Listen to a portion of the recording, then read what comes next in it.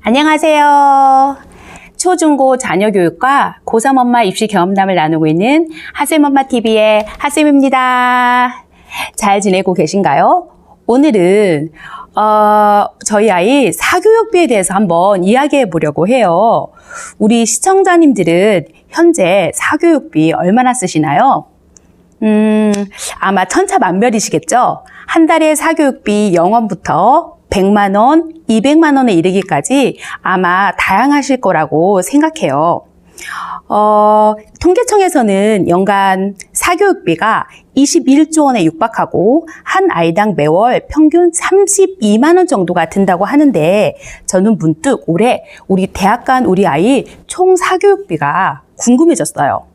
한 아이를 낳아서 대학까지 교육시키는데 총 4억 원이 든다고 하는데 우리 아이의 총 사교육 비용만이라도 한번 정산해 봐야겠다는 그런 생각이 들더라고요.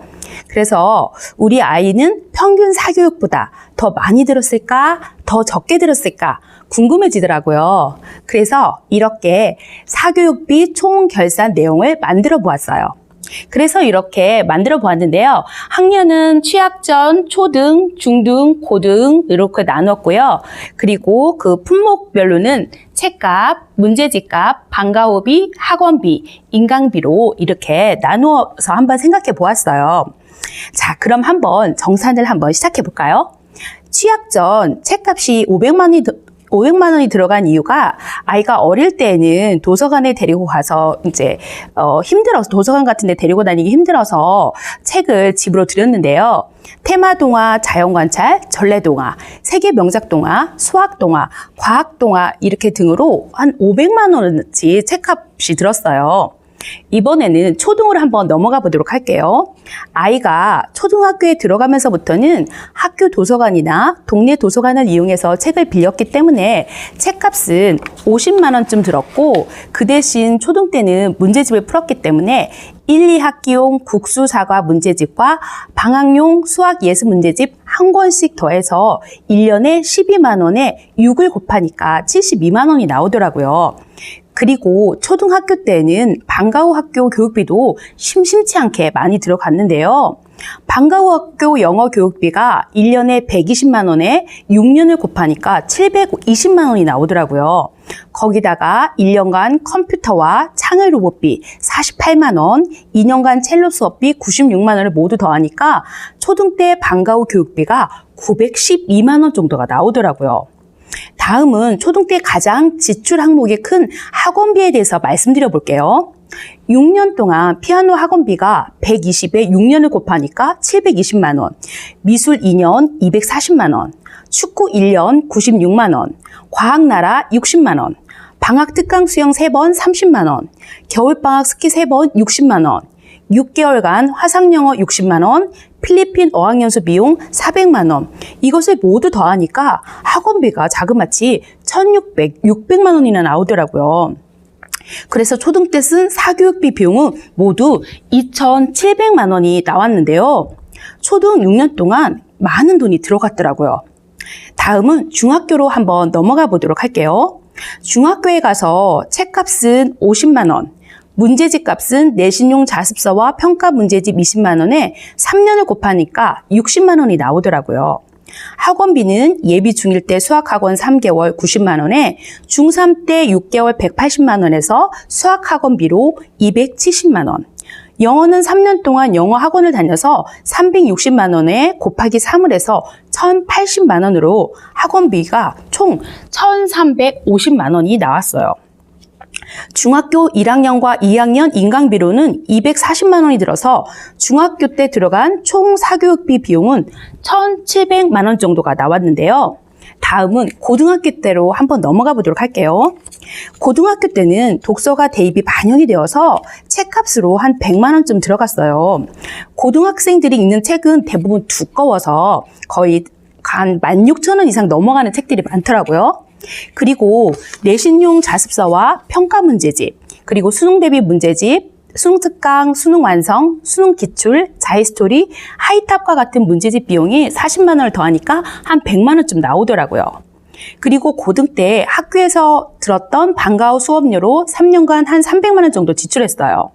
그리고 학원비로는 수학학원 고1부터 고2 여름방학까지 1년 6개월 동안 540만 원 정도 들었고 과탐과 사탐 인강비로 20만 원 정도 들었어요. 그랬더니 고등학교 총 사교육 비용으로 1,060만 원 정도가 들었더라고요. 그래서 초등학교 취학 전부터 고등학교 졸업할 때까지 총 사교육비를 계산해 봤더니 5,960만 원 정도가 나오더라고요.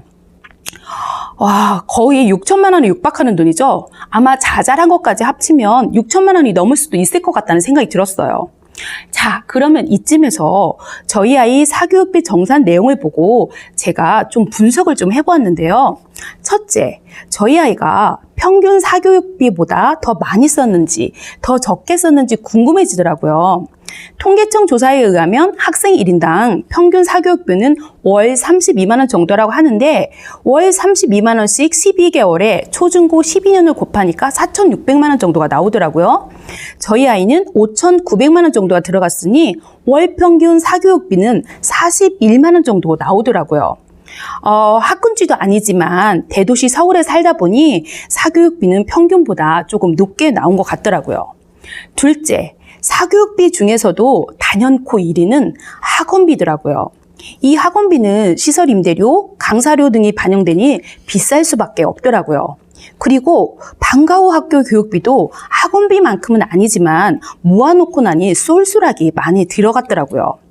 셋째, 사교육 비용 중 사교육비가 가장 많이 들어간 교과는 제 예상과 다르게 수학이 아닌 영어였어요. 수학은 초등 때 엄마표로 문제집을 가지고 공부했었는데요. 영어는 엄마표 하다가 제가 힘들어서 학교 방과 후 학교로 돌렸더니 영어에 들인 비용이 총 2,260만 원이나 들어갔네요. 지금처럼 영어가 수능에서 절대평가가 될 줄 알았다면 화상영어 비용이나 어학연수 비용은 필요치 않을 수도 있겠다는 생각이 들어요. 저는 워킹맘이라 엄마표 영어를 하지 못해서 영어는 초등 6년간 방과 후 학교를 보냈는데요. 엄마가 영어에 좀 자신 있는 전업맘이시라면 초등 때 엄마표 영어를 한다면 이 사교육비 비용을 좀 줄일 수 있지 않을까 하는 그런 생각도 해보았어요. 요즘에는 워낙 유튜브에도 영어를 공짜로 배울 수 있는 콘텐츠들이 많으니까요. 넷째, 사교육비 비용이 초등 때 가장 많이 들어간 것을 보실 수 있는데요. 초등 때는 제가 워킹맘이다 보니까 그 당시에는 돌봄 교실도 없어서 아이를 5시까지 맡아줄 곳이 필요하니 이것저것 다양한 예체능을 시켰거든요.